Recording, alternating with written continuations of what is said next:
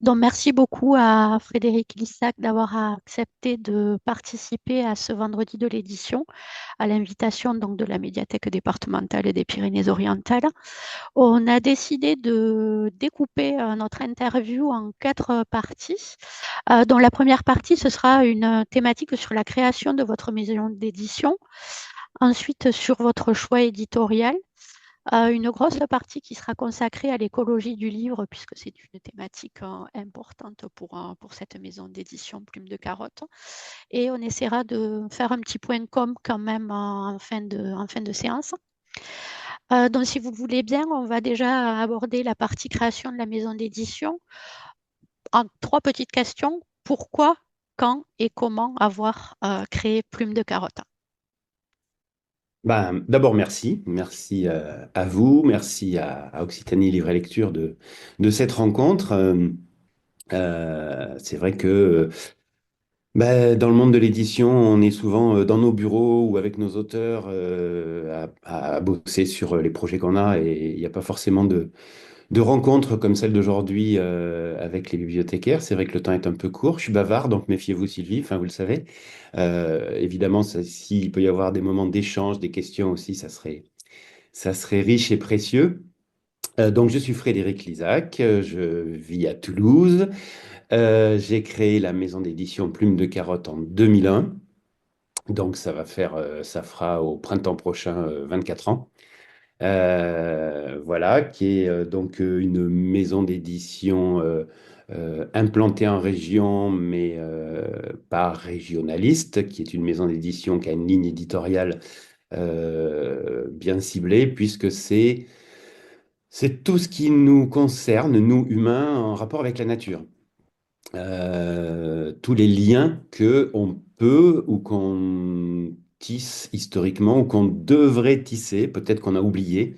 C'est un peu ça notre antienne à plume de carotte, c'est les contacts avec la nature, ils sont très très très lointains, ils sont essentiels.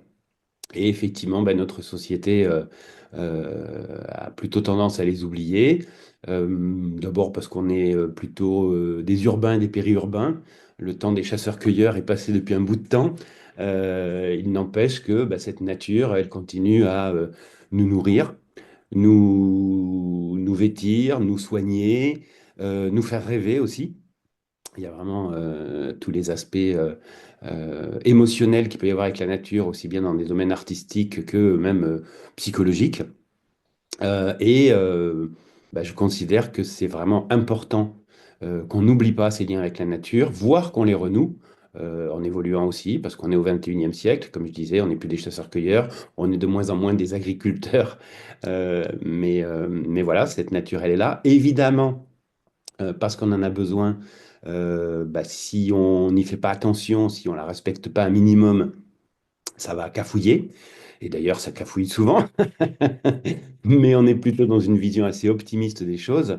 Et voilà, et pour terminer rapidement ce premier tour de table, enfin cette première présentation, je dirais que on est plus dans une logique positive, de plaisir, de découverte, d'émerveillement, que d'injonction. Évidemment, il y a des enjeux derrière, on en reparlera sur le volet chapitre écologie du livre. Il y a des enjeux et c'est important de définir quels sont nos rôles, nous humains, quelles sont nos actions, quelles sont nos relations avec cette nature. Par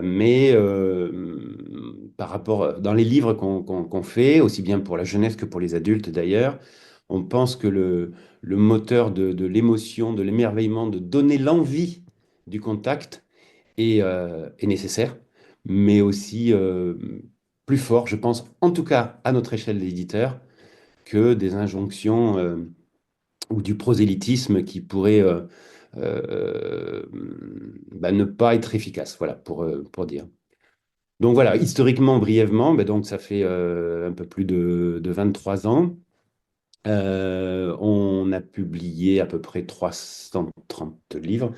Mais ça, je crois que c'était une question qui venait un peu après. Je sais C'est la plus. question qui vient un petit peu plus tard, mais c'est pas grave. Bon, Vous pouvez voilà, déjà l'aborder et on pour squeezera la donner, prochaine. voilà, pour donner une idée, voilà, on publie une quinzaine de livres par an, à peu près autant en jeunesse qu'en adulte.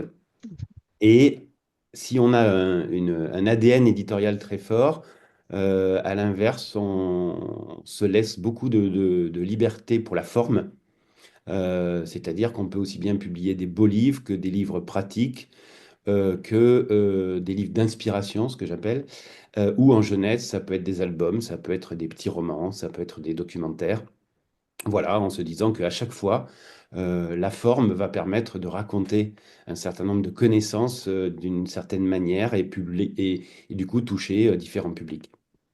Alors, vous êtes combien de personnes à travailler dans cette maison d'édition? Alors on est quatre, avec évidemment des gens autour de nous, parce que ben, une maison d'édition, c'est un lieu de rencontre avant tout. Donc effectivement, il y a une équipe pour assurer le travail de création et le travail au quotidien. Mais on travaille aussi beaucoup avec ben, notamment un directeur artistique, une personne qui s'occupe de la fabrication, c'est-à-dire que de la recherche du meilleur imprimeur, des meilleurs formats, des meilleurs papiers, etc. Une personne qui s'occupe des réseaux sociaux. Et puis aussi en amont, évidemment, c'est une évidence, mais il faut jamais oublier de le rappeler, des auteurs, des autrices, des illustrateurs, des illustratrices, des photographes, et en aval, évidemment, un travail avec les médiateurs, les médiatrices que sont les libraires et les bibliothécaires. Alors, vous parliez de format, on va aborder également le livre que vous avez édité qui a fait la différence, qui est un ouvrage magnifique hein, qui s'appelle L'herbier oublié. Alors là, c'est pas très visible, mais je pense que vous allez le projeter. Mhm. Il a également une histoire singulière puisque cet herbier vous a été transmis par une amie. Si vous Oui. pouviez nous dire quelques mots sur la petite histoire de ce livre hein, qui nous a fortement touchés, nous, à la MDPO. Ben, merci, ça me touche aussi parce qu'effectivement, c'est le livre qui a transformé un peu l'aventure de Plume de Carotte. Parce qu'au départ, comme beaucoup de passionnés qui veulent se lancer dans l'édition, je faisais un peu ça en gros, quand j'avais le temps et quand j'avais un peu de sous. C'est ce que j'appelle les éditeurs de garage, un petit peu comme les vignerons de garage, vous savez, qui font ça un petit peu sur leur temps. Et il y a plein de maisons d'édition qui fonctionnent comme ça et ça peut donner des très, très beaux projets. Euh, voilà. On avait à peu près 2 ans d'existence, donc ça a fait 20 ans, puisque c'était, enfin un peu plus de 20 ans, puisque c'était en 2003. On a l'idée de faire notre premier beau livre adulte qui s'appelle L'herbier oublié. Je vous propose, en continuant à en parler, je vais partager pour vous montrer quelques visuels. L'herbier oublié, secret de plantes retrouvées. Donc, c'est un livre grand format. C'est ce qu'on appelle un beau livre pour adultes, c'est-à-dire un beau livre, bah, c'est un livre grand format avec une large place à l'illustration, qui en général est relié cartonné, qui a un prix un peu élevé. C'est un livre là qui aujourd'hui qu'on vend à 35 euros, parce que c'est un livre qui a 21 ans, mais qu'on a toujours un autre catalogue. Déjà, ça, c'est pas banal. Et c'est surtout une très belle aventure où tous les ingrédients, où toutes les planètes ont été dans la bonne conjonction, on va dire, puisqu'il y avait au départ, effectivement, un certain nombre de planches d'herbier, des vraies, véritables. Je vous en montre quelques-unes. Enfin, c'est les pages du livre. Vous voyez sur ce genre de choses comme l'absinthe ou l'Aquilée millefeuille, qu'une amie, effectivement, m'offre un jour, parce qu'elle savait que je m'intéressais pas mal à la botanique et à tout ce qui était histoire, science, culture autour de la botanique, qui me dit, j'ai rangé les affaires. J'ai trouvé ça dans le grenier familial, je ne savais pas trop quoi en faire, je me suis dit que ça pouvait te plaire. Il y avait 127 planches d'herbier, magnifiques, vous voyez, très bien composées, avec une très belle écriture manuscrite aussi. Elle me dit, mais je ne sais pas d'où ça vient. Et en fait, un herbier, il faut savoir que c'est fragile. C'est cassant, ça craint la lumière. Donc j'avais ça dans une grande boîte chez moi. Régulièrement, je le sortais, je le manipulais avec précaution. Et il y avait cette frustration de ne pas pouvoir trop le partager. Je le montrais autour de moi à des amis, mais voilà. Et à un moment, c'est se dire, mais ces planches d'herbier, et si on les reproduisait, si on les photographiait avec une certaine technique pour leur donner le plus possible de relief, et si on en faisait des images qui sont reproductibles et qui ne sont pas fragiles.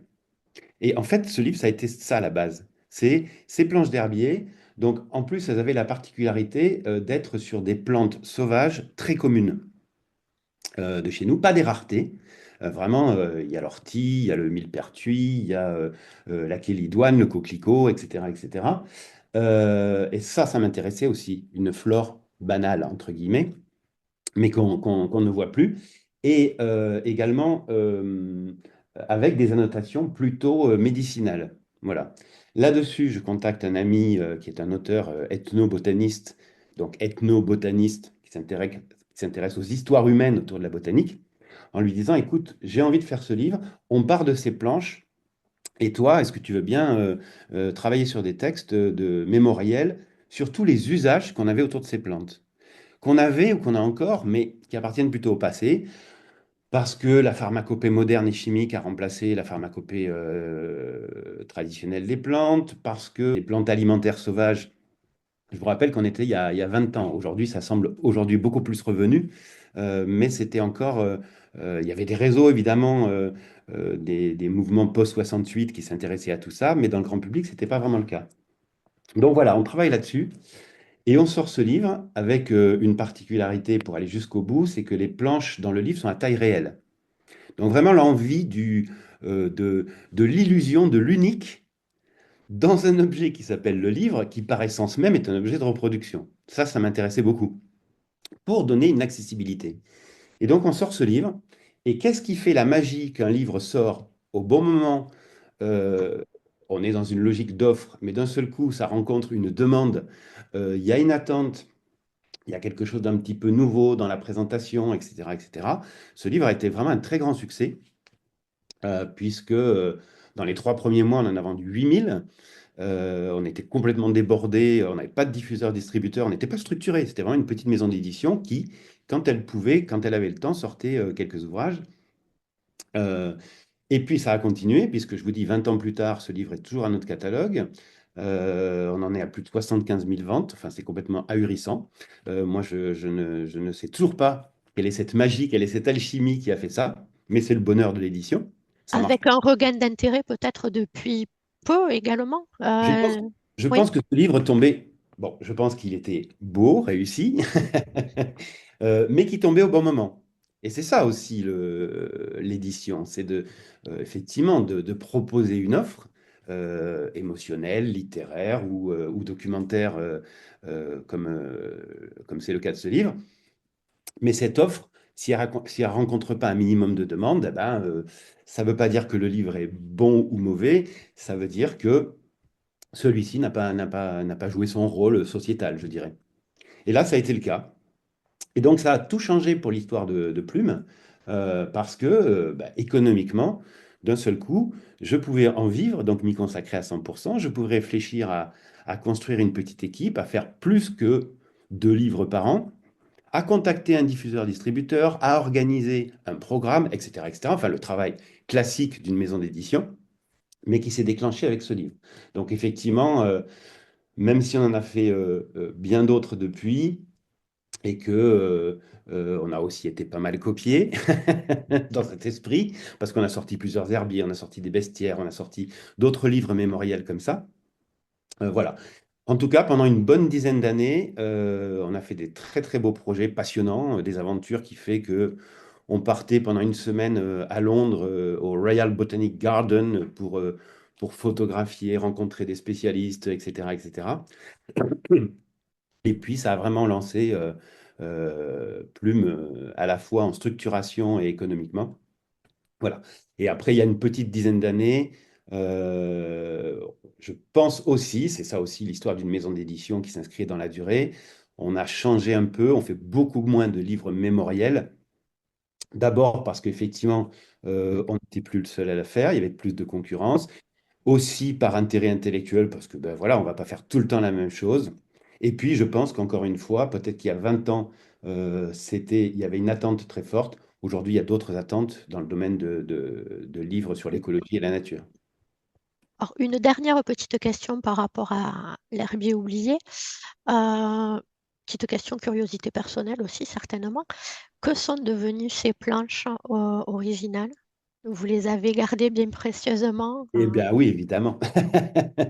Elles sont chez moi, toujours dans un carton bien à l'abri. Ah oui, j'ai oublié de dire quand même, parce que c'est pour aller jusqu'au bout de l'histoire humaine aussi de ce livre, c'est que fort de cette idée de faire un ouvrage, j'ai interrogé mon ami en disant, essaye de retrouver dans ta famille qui a fait ce livre.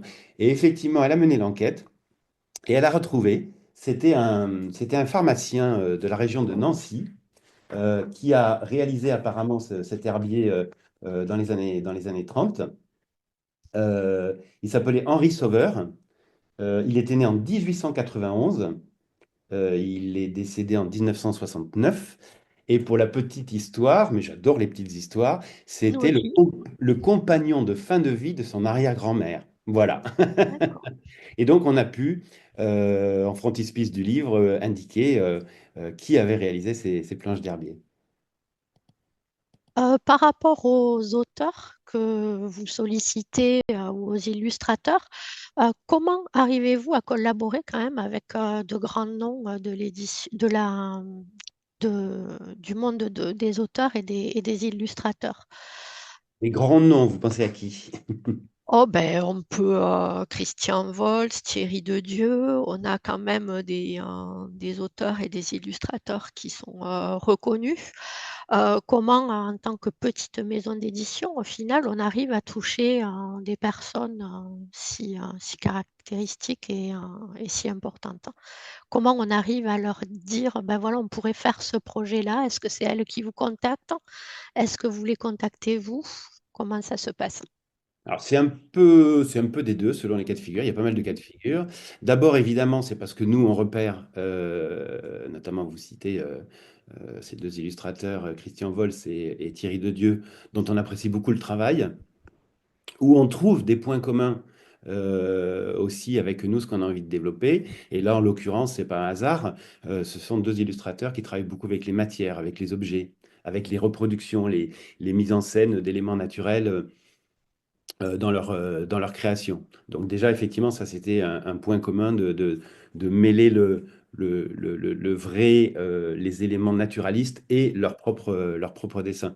Au passage, je vois une petite question là qui vient de Moissac sur donc les planches d'herbier initialement, ce sont des vraies plantes qui ont été collectées, séchées, ordonnées, collées sur ces papiers et avec ensuite des mentions manuscrites. Et là, dans le livre, bah, ce sont des photos, mais c'est là où le photographe a été très fort. J'imagine que la question, elle est liée à ça. C'est que il a réussi avec des éclairages à rendre un côté très très proche du réel, renforcé par le fait qu'on les ait publiés à échelle 1. Je pense que ça joue aussi. Et pour l'anecdote, c'est arrivé plusieurs fois dans des salons de gens qui me disaient j'ose pas toucher. Et je leur disais, mais si, allez-y, ce sont des pages d'un livre. Donc justement, vous pouvez y aller, c'est ça qui est génial. Donc, je reviens sur Christian Vols et Thierry Dedieu et d'autres, évidemment, personnes qui sont peut-être moins connues, mais qui sont tout aussi talentueuses. Bah, à un moment, on les contacte. On les contacte et ça se fait, je pense, parce que on a une ligne éditoriale particulière qui fait qu'il y a des projets, soit que on va leur proposer, soit qu'ils vont avoir envie de nous proposer, où ils se disent, tiens, ça colle avec cette maison d'édition. Je pense que c'est ça. Christian Volst, pour rentrer dans le détail, c'est nous qui l'avons contacté à un moment sur une collection de livres pratiques qu'on avait pour donner envie aux enfants d'aller dans la nature. Et Thierry Dedieu, c'est lui qui nous a contactés avec des projets, et très prolifique, le garçon. Et je crois que enfin, les projets qu'il nous a proposés étaient vraiment adaptés à la ligne éditoriale de Plume de Carotte. Voilà, je pense que donc euh, à partir du moment où effectivement on a une ligne éditoriale bien affirmée, et quand je parle de ligne éditoriale, pour moi c'est important de rappeler que c'est évidemment la thématique, donc ce rapport Oui. entre les humains et la nature, mais c'est aussi graphique. C'est notamment, bah, je crois que Si vous connaissez nos livres, on aime beaucoup le rapport à l'image, tout ce que l'image peut raconter. Et l'image, la place de l'image dans un livre, pour moi, est un vrai projet éditorial. L'image n'est pas là pour faire joli, pour faire de la redondance de texte. Elle fait partie de ce qu'on va raconter. Notamment, moi, où elle m'intéresse, c'est tout simplement parce qu'on le sait, on fonctionne d'abord parmi nos cinq sens avec notre sens visuel, que la première accroche, notamment dans des livres, que ce soit des enfants ou des adultes, elle est visuelle, et que si on a des images qui déjà portent une ambiance, portent une information, je sais que ça peut permettre de faire rentrer pas mal de gens dans un livre. Et le deuxième corollaire qui est un guide aussi de travail, c'est de ne jamais oublier qu'il y a plein de gens à qui le livre fait peur, parce que c'est pas pour eux, parce qu'ils vont pas être à la hauteur, parce que, etc., etc. Et moi, ce qui m'intéresse particulièrement dans notre travail, c'est qu'est-ce qui fait qu'on va désacraliser, entre guillemets, le livre, Mhm. dans le sens, on va lui donner une impression d'accessibilité, de facilité pour des thèmes qui peuvent sembler un peu complexes. Voilà, ça, quand on arrive à ça, c'est réussi. Et c'est ce qui fait qu'effectivement, ben, on a pu travailler avec ces noms que vous avez cités et bien d'autres, peut-être moins connus, mais tout aussi talentueux. Au niveau de votre actualité, est-ce que vous pourriez nous présenter les deux derniers ouvrages parus et puis et nous parler peut-être aussi des projets à venir? Les deux derniers, il faut que je choisisse, c'est compliqué. Et oui. Alors, je vais vous montrer trois choses très très différentes. Mais justement, ça m'intéresse, cette différence, enfin, ces éléments qu'on peut travailler, ces thématiques et ces formes qu'on peut travailler, parce qu'elles vont, tout en restant dans ce côté, nos liens, tisser nos liens, ou des réflexions avec la nature et avec l'environnement, mais que c'est tellement riche que ça ne peut pas être une seule forme et une seule thématique. Alors, le premier ouvrage dont j'ai envie de vous parler, c'est un beau livre sur la région d'Occitanie.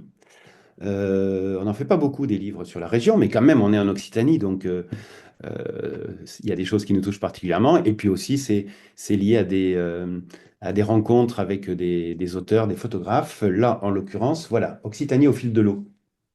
Vive, douce, précieuse. Ce livre, je ne peux pas vous le montrer parce qu'il est encore en impression. Il sortira en librairie fin novembre, je crois le 22 novembre, quelque chose comme ça. C'est un beau livre, c'est le troisième qu'on fait avec un photographe absolument époustouflant qui s'appelle Jean-Marc Sor.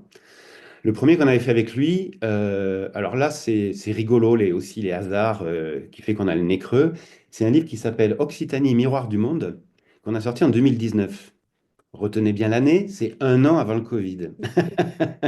Et en fait, c'est un livre, ça c'est le photographe qui est venu me voir en disant, ben voilà, j'ai parcouru les 13 départements d'Occitanie, j'ai fait des photos de milieux naturalistes ou d'espèces animales ou végétales, et je suis allé chercher ailleurs dans le monde des correspondances. Mais des correspondances pas graphiques, mais qui ont du sens climatique, biologique, euh, genre, euh, bah, je vous cite un exemple très classique, c'est le cirque de Gavarnie, qui à la fois avec sa forme géologique et aussi le fait qu'il abrite une des espèces les plus rares de rapaces de chez nous qui s'appelle le gypaète barbu, il existe en Afrique du Sud un cirque qui a à peu près la même taille, la même configuration que le cirque de Gavarnie et qui héberge aussi un couple de gypaètes barbus. Donc ce livre est un jeu, Occitanie Miroir du Monde, où à chaque fois il a dit on est chez nous, mais versus un endroit ailleurs du monde, et il est allé trouver des endroits. Alors, c'est pas lui qui a fait les photos partout dans le monde, on les a trouvés chez une agence. En Pologne, aux Philippines, au Costa Rica. Et vous imaginez bien que ce livre est sorti en 2019, mais qu'il a eu une attention particulière en 2020, quand on s'est tous retrouvés coincés, qu'on ne pouvait plus sortir de chez nous. Bah, c'était un livre qui ouvrait l'esprit, qui ouvrait l'espace, y compris dans les têtes. Voilà. Et du coup, on a continué à travailler avec Jean-Marc. Et là, c'est le nouveau qu'on sort. C'est pareil, il a sillonné pendant 2 ans tous les départements d'Occitanie, les bords de lacs, de montagnes, de torrents, de rivières, des canaux, de rivages méditerranéens, évidemment.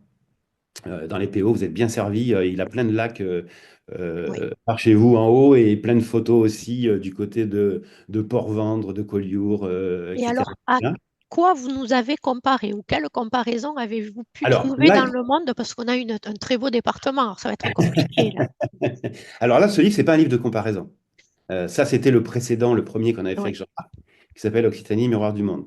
Celui-ci, on n'est pas dans des comparaisons, on est tout simplement dans des présentations, voilà, en double page, d'endroits, avec ces grandes photos.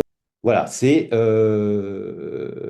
chaque fois, il est allé dans des circonstances particulières, photographier des lieux qui sont en rapport avec l'eau, et il décrit des espèces animales ou végétales qui vivent près de ce milieu-là, parce que en fait, l'eau, et notamment tous ces rivages entre guillemets, ça a ceci d'extraordinaire, c'est que ça fait partie de ce qu'on appelle les lisières, les frontières. Et les lisières, biologiquement, ce sont les endroits les plus riches au monde. Les zones de confrontation, les plus classiques étant entre forêt et prairie, par exemple, mais aussi évidemment entre eau et terre, parce que à ces endroits-là, vous avez et une flore et une faune des deux milieux qui se chevauchent, qui se retrouvent. Donc voilà, il raconte un petit peu tout ça. Là-dessus, en plus, on a travaillé avec un auteur qui s'appelle Philippe Motta, qui vit à Toulouse, euh, et qui a raconté à sa façon ses émotions par la photo que donne Jean-Marc, mais par des textes, ou alors soit c'est des souvenirs personnels d'enfance, soit c'est des allusions à des textes de Victor Hugo ou de George Sand, soit c'est des petites considérations environnementales quand même, parce que quand on parle de l'eau, même si ce n'est pas un livre sur les problématiques de l'eau, on ne peut pas y échapper, et dans les PO, malheureusement, vous êtes bien placé pour le savoir. Voilà, donc c'est vraiment la logique du beau livre, cadeau à offrir, etc. Mais qui a un attrait d'abord esthétique, on espère faire plonger effectivement dans tous ces lieux et ces histoires. Mais c'est aussi en creux, c'est pas un livre encore une fois sur la thématique des problématiques de l'eau, mais qui permet effectivement une sensibilisation à cette richesse. Voilà, ça c'était le premier livre que je voulais vous présenter. Une belle idée cadeau peut-être pour les Moi, je fêtes de fin pense. d'année, hein. C'est vous qui le dites. Oui, Et alors, un autre complètement différent, mais où l'aventure intellectuelle a été vraiment très, très intéressante. C'est un livre qui s'appelle Bienvenue à Digitalis. On change complètement de domaine, vous allez voir. Donc, c'est un livre, en fait, ça se présente comme un roman illustré, couverture souple, pour les préados, pour les 10-13 ans. Le point de départ, c'est une réflexion avec une association d'éducation à l'environnement toulousaine qui s'appelle le CPIE Terre Toulousaine, Centre permanent d'initiation à l'environnement, qui voulait organiser des animations et des médiations pour les pré-ados et ados sur leur rapport au numérique, sur leurs usages du téléphone portable, de tablettes, de streaming, de réseaux sociaux, etc. Sujet, mais d'un point de vue environnemental. Quelles conséquences, etc., etc. Sujet très, très casse-gueule, mais ô combien important. Très, très casse-gueule. Pourquoi? Parce que si on commence à faire des messages, on tombe très vite dans la culpabilisation et ça marche pas. Les préados, les ados, ils vont vous dire, non mais attends, laisse-moi tranquille, etc., etc. Et en même temps, évidemment, très important, vu le développement de l'usage de tous ces outils, et avec des conséquences environnementales pas neutres. Et là, ils ont eu l'excellente idée de monter ça comme un escape game. Un jeu où les gamins prendraient un rôle, y compris de méchants. Ça peut être un exploitant de mines de métaux rares en Afrique. euh, et de faire des choix. Et petit à petit, au fil de leurs choix ou de variations de choix, eh ben, de voir effectivement, ça veut dire quoi, comment ton téléphone portable a été conçu, et quand tu vas en changer, qu'est-ce que ça va donner, et quand tu passes 3 heures par jour sur TikTok ou sur Instagram, bah, qu'est-ce que ça veut dire, comment ça fonctionne, comment ça marche, etc. Et à la fin, bah, voilà, tu as le bilan euh, économique, social, environnemental, on est à 100% dans la RSE, la responsabilité sociétale et environnementale. Évidemment, avec des fois des bilans pas brillants, mais fais ton choix, cher lecteur, chère lectrice, et puis voilà. Et donc, ils sont venus me voir en disant, on aimerait bien faire ça en forme de livre, et on a fait un escape book. Donc, alors on n'est pas dans la nature, on est sur l'environnement, où je trouve ça vraiment génial d'avoir abordé cette thématique, encore une fois, hyper importante et hyper complexe, mais d'avoir cherché une forme très ludique, sans doute adaptée au goût des gamins aujourd'hui, pour, bah oui, quand même se dire. Donc ça rejoint une notion où il n'y a pas de sujet interdit, il n'y a pas de sujet qu'on ne peut pas traiter, même si effectivement on peut se poser des questions sur les problématiques environnementales qui, au final, peuvent gonfler tout le monde, excusez-moi de l'expression, et c'est contre-productif, ou alors ça fait peur, on sait ce que c'est l'éco-anxiété, etc. Donc on va pas forcément envie d'acheter un livre qui nous dit la planète va mal, elle est foutue, je comprends. Donc ça rejoint des réflexions sur comment alerter, comment être présent en tant qu'éditeur dans des problématiques sociétales vitales, fondamentales, mais en travaillant l'approche, la forme, les publics, pour faire en sorte que on va les intéresser, on va les sensibiliser, on va leur donner des informations sans ni les culpabiliser, ni tomber dans quelque chose d'épouvantable, sans non plus nier les vraies problématiques. Voilà. Bon, c'est une approche en plus qui va plaire et intéresser les ados. Bah, c'était en tout cas l'idée, le choix de l'escape book, de se dire oui, on sait que c'est un ressort qui peut leur plaire et qui les intéresser. Eh ben, je vais dire ça avec beaucoup de malice et pas de méchanceté, ils vont se faire avoir. Ils vont croire qu'ils vont rentrer dans un livre simplement pour s'amuser. Et en fait, ce livre va leur apporter, je l'espère, un certain nombre de réflexions sur tous les usages du numérique.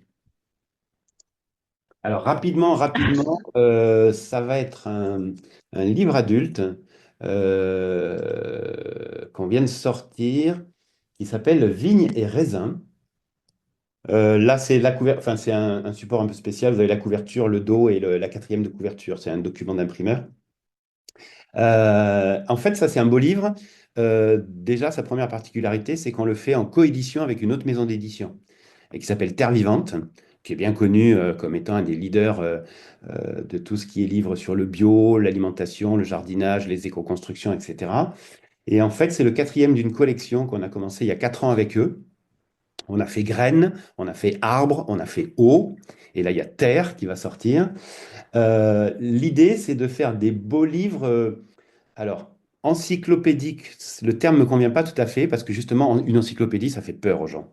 Donc, c'est une approche, alors là, c'est pas un terme de la profession, une approche piochi-piocha, ou alors, je vais dire holistique. Je vais vous montrer quelques doubles pages intérieures pour que vous compreniez. En fait, l'idée, c'est d'aborder sur une thématique. Bah, là, en l'occurrence, euh, vigne et raisin, euh, tous les aspects naturalistes, botaniques, mais aussi historiques, scientifiques, culturels, d'usage, et également les enjeux. Et d'aborder ça donc avec une diversité de thèmes. Donc une diversité de thèmes, mais aussi une grande diversité iconographique. Et c'est des livres où, en fait, qui sont construits, chaque double page est un sujet. Donc le lecteur, la lectrice va pouvoir plonger où il veut. Ça peut être des grands portfolios comme ça, de paysages magnifiques de vignes dans le monde. Ça peut être de l'infographie qui donne quelques chiffres sur production de raisins de table, production de vin, ou comment on fabrique du vin de la grappe à la bouteille. Mais ça peut être aussi voilà, la vigne dans l'art et une reproduction d'un certain nombre de tableaux qui mettent en scène. Vous avez Van Gogh en haut à gauche, quand même, mais vous avez aussi Mucha en bas à droite, bah, des représentations artistiques avec la sensibilité de la vigne. Ça peut être de l'iconographie ancienne, comme là des scènes de vendanges populaires de la fin du 19e et du début du 20e. Un sujet un peu historique sur quelque chose de très particulier, le chasselas de Toméry. des aspects euh, historiques, culturels, comme là les saints liés à la vigne, l'économie, l'économie mondiale autour de la vigne et du raisin, voilà, etc., etc. Et à la fois, ça donne des livres, c'est des challenges à chaque fois, parce que c'est des livres de 200 ou 280 pages, assez incroyables à réaliser, entre les textes, l'iconographie, les commandes, les recherches icono, etc. Et à la fois, c'est des livres qui marchent plutôt bien, et je pense que ça revisite une approche de la nature, mais qui n'est pas que mémorielle, mais qui est aussi inscrite dans notre actualité, et en mêlant un petit peu, c'est un peu les livres où tous les thèmes qu'on a pu aborder au fil des années chez Plume de Carotte dans des livres sur monothématiques, eh ben là on les mélange et on en fait des livres pour une thématique autour d'un élément naturel comme la vigne sur celui-ci. Voilà. Allez, on va aborder notre troisième thématique, donc sur l'écologie du livre. Est-ce que vous, au sein des éditions Plume de Carotte, vous avez pris des mesures dans la fabrication, le transport des ouvrages que vous éditez? Pas du tout. Non, je rigole. Non, c'est vrai qu'évidemment, c'est une question qui nous importe et pratiquement depuis le début. Alors évidemment, le fait d'avoir une thématique liée à la nature et l'environnement fait qu'on avait sans doute une sensibilité particulièrement exacerbée, mais il n'empêche, euh, on s'est posé ces questions parce que, comme n'importe quelle activité humaine, une maison d'édition est consommatrice de ressources, d'énergie, d'eau, etc., etc. Donc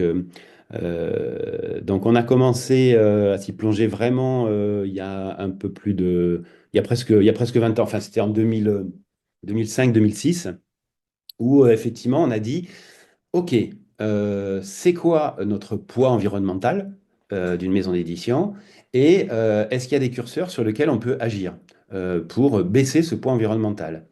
En ayant conscience très tôt d'une évidence, mais il faut la rappeler, le livre écolo, ça n'existe pas. Euh, mais c'est pas forcément grave si on rentre dans globalement un usage des ressources que nous offre la planète qui est modéré, renouvelable, etc., etc. Donc effectivement, on avait commencé par travailler sur la fabrication des livres, parce que je pense que c'est le premier élément qui vient en réflexion au départ. C'est, ben, on fait des livres, donc il faut du bois, qui va devenir de la pâte, qui va devenir du papier, qui va être imprimé, qui va être relié, qui va être transporté. Et de chez l'imprimeur à chez le diffuseur, de chez le diffuseur à chez les libraires, des libraires chez les particuliers et dans les bibliothèques, qui va, avec le système du livre, le droit de retour, qui va peut-être revenir. Et donc, du coup, qu'est-ce qu'on fait aussi des livres qui nous reviennent, etc., etc. Et donc là, effectivement, en analysant bien tout, ce qui, à mon avis, est la base pour pouvoir agir, c'est d'abord un constat. On n'est pas allé jusqu'à faire des bilans carbone parce que c'est d'une complexité sans nom, et il y a quand même des choses sur lesquelles on peut agir assez facilement, sans forcément rentrer dans des processus très lourds d'analyse, etc. Et effectivement, à partir de 2008, systématiquement, on a fait nos livres avec des papiers qui ont des labels, soit PEFC, soit FFC, même si c'est pas la panacée, parce que voilà, on n'est pas toujours sûr que tout soit correct, mais enfin c'est quand même un certain engagement des papetiers, avec des imprimeurs qui travaillaient avec des encres à base d'huile végétale, par exemple, et aussi en disant ben, on va travailler avec des imprimeurs avec une distance maximale d'une espèce de corrélation entre chez nous et chez notre diffuseur. Depuis plus de 15 ans, on ne travaille qu'avec des imprimeurs qui sont à moins de 1000 kilomètres de ces lieux. Alors ça paraît loin, 1000 kilomètres, mais enfin bon, c'est pas, du coup, on ne travaille pas du tout ni dans les pays de l'Est, ni en Turquie, et encore moins en Asie. Donc on a fait ce choix un choix environnemental, mais les réflexions avançant, c'était aussi euh, un petit peu enfin, sociétal aussi. Euh, Dans l'environnement, oui, il y a l'environnement matériel, il y a l'environnement sociétal. Et il y a aussi l'environnement symbolique, enfin l'écologie symbolique ou culturelle, moi j'aime bien dire. Et dans le sociétal, tout bêtement, par exemple, dire ne pas aller imprimer en Asie où on ne sait pas quelles sont les conditions sociales, quelles sont les conditions économiques, etc. Ça fait partie des choix aussi. C'est pas simplement un problème de distance de transport. Voilà. Et du coup, c'est une veille qui continue, c'est parce que les choses évoluent. Il y a 15 ans, on était pas mal précurseurs là-dessus. Aujourd'hui, et tant mieux, la plupart des maisons d'édition se préoccupent de ce genre de choses. Je crois qu'au niveau des fabrications, même s'il y a toujours des choses à améliorer, euh, maintenant la plupart des maisons d'édition, y compris les grosses, hein, c'est pas que les petits qui sont vertueux et les gros les méchants, pas du tout, font attention au papier qu'ils utilisent, au processus d'impression avec les imprimeurs avec qui ils peuvent travailler. Et est-ce que le coût de fabrication d'un livre plus vert est plus important qu'un qui Alors, ne respecte pas forcément? oui, bah oui. Oui. Si vous commandez un livre en Chine, il vous reviendra moins cher que si vous le faites en France ou en Belgique ou en Espagne, comme nous on le fait. Euh, mais c'est un tout, je dirais. C'est un tout qui fait que, alors évidemment, comme un éditeur, petite entreprise, vous calculez quand même que vous avez une marge suffisante pour continuer à faire votre travail, à payer tout le monde, etc., etc. Mais où est-ce que vous mettez votre marge? Je vais être à dessein un peu caricatural. Est-ce que vos 10 ou 12% de différence, vous les mettez dans des processus d'impression plus proches et plus vertueux, ou est-ce que vous les mettez dans la poche d'actionnaire? Bon, je vous ai prévenu, ce serait un peu caricatural, mais c'est aussi la réalité économique des choses. Et puis après, c'est aussi le gain, enfin, il ne faut pas considérer que le gain d'un point de vue financier. Quand vous faites un livre en Chine, et qu'il faut 4 semaines ou 5 semaines pour qu'il arrive jusque dans les librairies, bah, il y a des éditeurs qui sont revenus un peu là-dessus, tout bêtement, parce que s'il fallait qu'ils réimpriment vite parce qu'un livre avait du succès, ils n'avaient pas le temps matériellement. Vous voyez, enfin, c'est pragmatique, mais souvent l'écologie fait résonance à des éléments pragmatiques, même économiques qui fait que comment se calcule le gain ou la perte d'aller imprimer en Chine ou de travailler avec un imprimeur français. Et au final, bon, évidemment, on a d'autres problématiques. Suite au Covid, les prix ont explosé, les coûts de fabrication, mais aussi en Chine. Donc voilà. Et encore une fois, quand on parle d'écologie du livre, c'est vraiment examiné dans une approche très globale. C'est pas évidemment que c'est le papier. Évidemment, c'est les kilomètres que vont faire vos bouquins aller-retour, etc.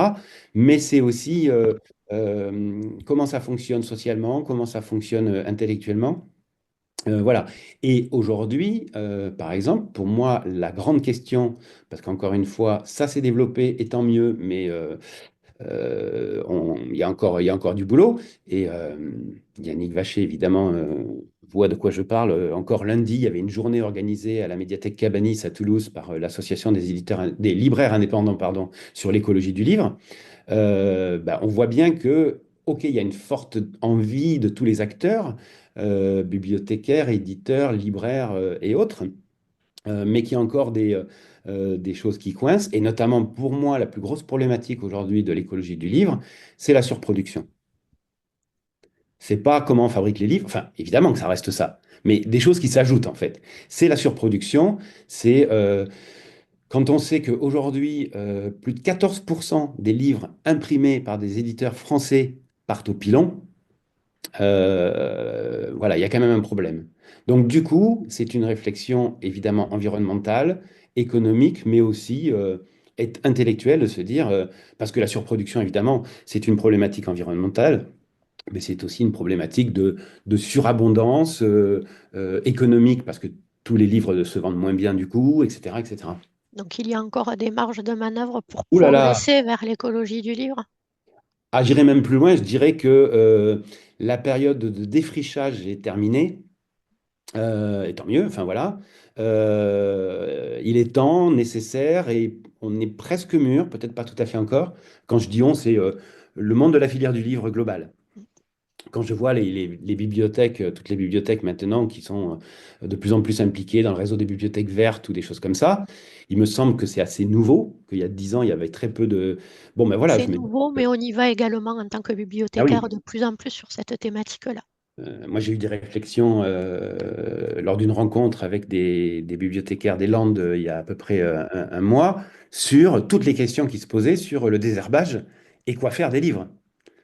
Et du coup, le pelliculage des livres, Oui. si on le fait, ça va être compliqué, etc., etc. C'est à chaque fois des toutes petites choses, mais qui procèdent, d'une conscience globale, d'une envie. Là, on est encore aux prémices, mais il y a encore plein de choses qui se font. Il y a plein de choses qui se font en ce moment, comme cette rencontre, comme lundi dernier à la médiathèque Cabanis, où il faut que tous les acteurs de la chaîne du livre se retrouvent et cette réflexion, au-delà des petits gestes que chacun peut faire à son échelle, une réflexion globale. C'est pas gagné parce que quand vous parlez aux grands groupes en ce moment de surproduction, alors que le monde du livre n'est pas dans une santé économique brillante et que leur stratégie, c'est plutôt au contraire de saturer les marchés, euh, c'est pas gagné, mais il y a plein d'acteurs et d'actrices qui sont prêtes, je pense, à s'y mettre. Ah, si. Alors, on va terminer cette thématique sur l'écologie du livre qui pourrait être intéressant de poursuivre. Il y a beaucoup de thématiques à aborder. On va, dans les 10 minutes qui nous restent, parler un petit peu de communication. Vous êtes distribué dans combien de librairies à peu près? Alors, ça dépend des livres, évidemment, mais classiquement, entre 800 et 1200 librairies. Là, je vous parle de quand il y a ce qu'on appelle l'office, c'est-à-dire la mise Mhm. en vente d'un livre, et tout le travail en amont du diffuseur distributeur pour que des libraires prennent en commande. C'est entre 800 et 1200. Euh, la variable étant, est-ce qu'on a un livre, par exemple, qui est recensé au niveau national dans un réseau comme des Fnac ou des Cultura? Et tout de suite, bah, c'est 100 ou 150 points de vente de plus. Voilà. Après, ça peut aller plus loin. Si je prends l'historique de vente de l'herbier oublié, je pense qu'il s'en est vendu.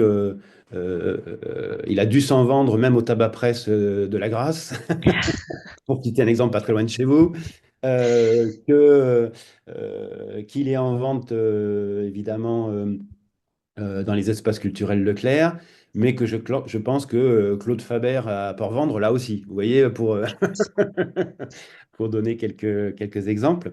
Euh, mais je dirais que voilà, c'est un peu, quand je dis entre 800 et 1000, 1200,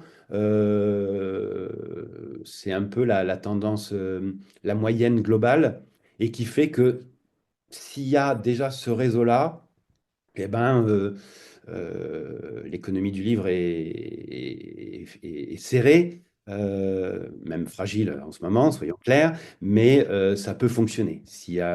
Et là-dedans, effectivement, bah, vous avez pas mal de librairies indépendantes, mais il peut y avoir quelques grands réseaux. D'espaces culturels ou autres. Après, voilà, nous, on travaille avec notre diffuseur, ça peut être variable selon les enjeux qu'il y a sur les livres, selon le potentiel auquel on croit. Et par exemple, par rapport à la typologie des livres de chez Plume de Carotte, on ne va jamais dans les grandes surfaces. Ça n'a pas d'intérêt pour nous. Oui. Et par contre, pour certains projets, bah, par exemple pour Occitanie au fil de l'eau dont je vous parlais, là on a demandé à notre diffuseur qui travaille, donc c'est Harmonia Mundi notre diffuseur, mais on a travaillé pendant 10 ans chez Interforum, c'était les mêmes mécaniques. Mhm. C'était pas tout à fait le même dialogue, mais c'était les mêmes mécaniques. Là pour Occitanie au fil de l'eau, ben, on a monté une petite opération spéciale avec le comptoir du livre basé à Toulouse. Mhm. Euh, il y a une diffusion plus fine en région pour ce genre de livre. Alors, une dernière petite question. Moi, je voulais pas terminer ces vendredis de l'édition sans parler des rapports que vous pouvez avoir avec les autres éditeurs régionaux et notamment à travers l'association professionnelle des éditeurs de la région Occitanie. Je pense pas qu'on en ait beaucoup parlé au cours de ces vendredis et il me semblait important de faire un petit focus là-dessus.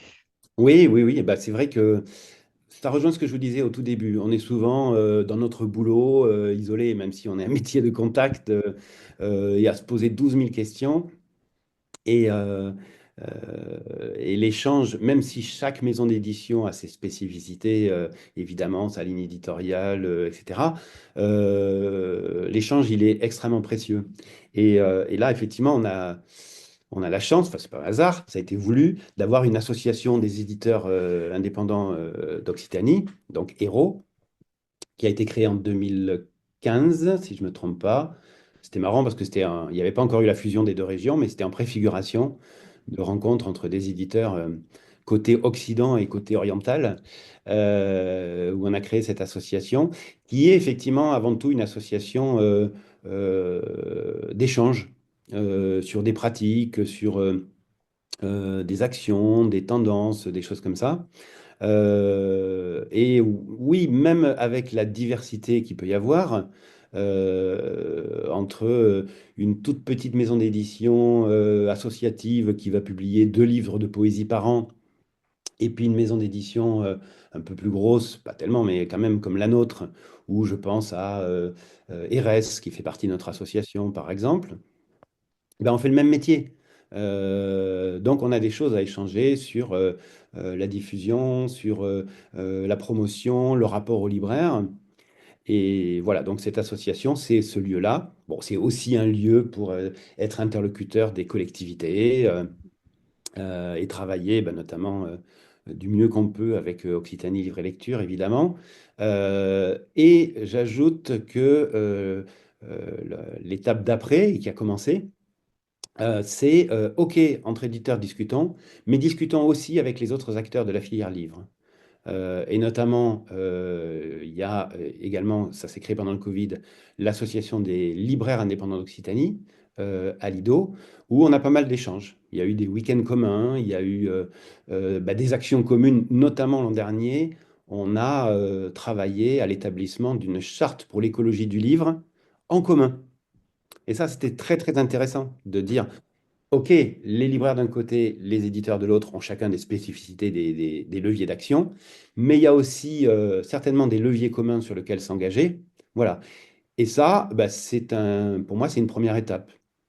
On attend la charte qui se fera aussi avec les bibliothécaires. Qui sait?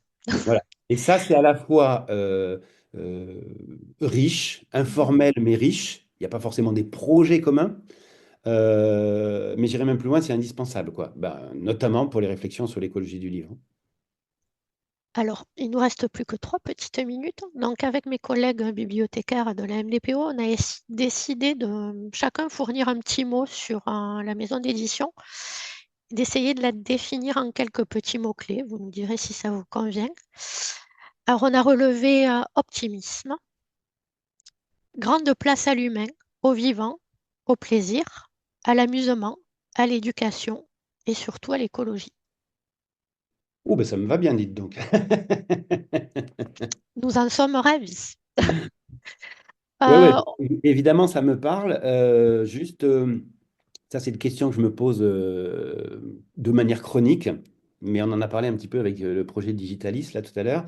C'est bien sûr que le plaisir est un moteur, et en même temps, les enjeux, ben, en 20 ans, il y a 20 ans, il y avait déjà des alertes, mais ils se sont encore plus renforcés, enfin, les alertes et les craintes pour la biodiversité, pour le climat, etc., etc. Et du coup, euh, oui, la notion de plaisir, mais attention de ne pas tomber dans l'angélisme. Voilà. J'ai pas la réponse, on se la pose à chaque projet. C'est un, c'est un équilibre à chaque fois qu'on essaye d'avoir, mais qui me semble important. alors, merci beaucoup d'avoir accepté cette invitation. On s'est Oh, vraiment régalé et donc on renouvelle l'invitation pour le mois de mai, le 22 mai, une rencontre avec vous à la médiathèque départementale où vous nous présenterez votre maison d'édition et où on aura une grande part qui sera portée sur la thématique de l'écologie du livre sur cette journée, cette deuxième partie de journée. très bien. Merci beaucoup et je laisse maintenant la parole à Yannick pour les questions. C'est vrai qu'on en a oublié une et de taille. Pourquoi plume de carotte? Euh, parce que on était quelques amis autour de bonnes bouteilles un soir et que c'est sorti comme ça. Euh, euh, L'envie d'avoir un nom qui raconte quelque chose. Et même s'il y a de très belles maisons d'édition éponymes, très connues, les éditions Fred Lisac, je pense que ça n'aurait pas parlé à grand monde, à part à mes parents. Donc, effectivement, de distiller quelque chose pas forcément clair, mais qui raconte quand même quelque chose, qui dit un petit peu déjà une pointe d'humour, une pointe de décalage. Et voilà, effectivement, il y avait Poil de carotte, évidemment, l'œuvre de Jules Renard. Du coup, Plume de carotte, parce que la carotte, c'est la botanique, la plume, c'est les oiseaux, mais c'est aussi l'écriture. Voilà. Et aussi, sans doute, ça a un petit côté peut-être marqué très jeunesse, parce qu'au départ, moi, dans ma tête, j'avais que des projets jeunesse avant que naissent notamment l'herbier oublié. Voilà. Et régulièrement, des gens se trompent en disant: Ah oui, les éditions Poil de carotte, bah, ça continue à m'amuser tout le temps, qui se trompent.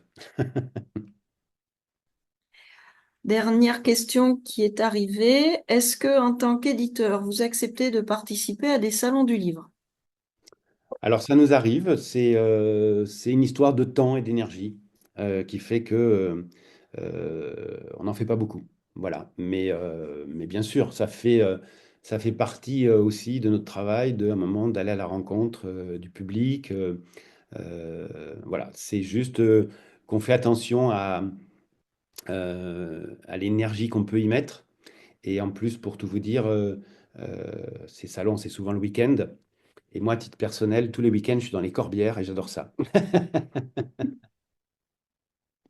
Autre question qui vient tout juste de tomber. Est-ce que vous travaillez avec des graphistes freelance? Avec un graphiste freelance, qui est quelqu'un avec qui on travaille depuis 10 ans. Et bah, à la fois par rapport au nombre de livres qu'on publie, bah, il n'y a pas forcément besoin d'en avoir beaucoup d'autres. Et même s'il est freelance, le fait de travailler très régulièrement avec lui, moi j'estime il a complètement la culture plume de carotte tout en apportant sa patte et que c'est important. Après, très ponctuellement, ça nous est arrivé sur des projets de travailler avec d'autres personnes, mais en privilégiant voilà, plutôt le travail avec cette personne. Ben, merci beaucoup d'avoir participé à cette édition. Et aujourd'hui, avec Plume de Carotte, c'est vraiment quelque chose qui nous tenait à cœur. Donc, c'est bien que ça ait pu se faire via Occitanie Livre et Lecture. Et puis, ça donnera l'objet de nouveaux partenariats et de nouvelles rencontres riches en découvertes et sur des sujets qui sont très importants et sur lesquels il faut tous se pencher et essayer de prendre ces problématiques à bras le corps. Voilà. Merci beaucoup à tous pour votre participation. Merci beaucoup aussi.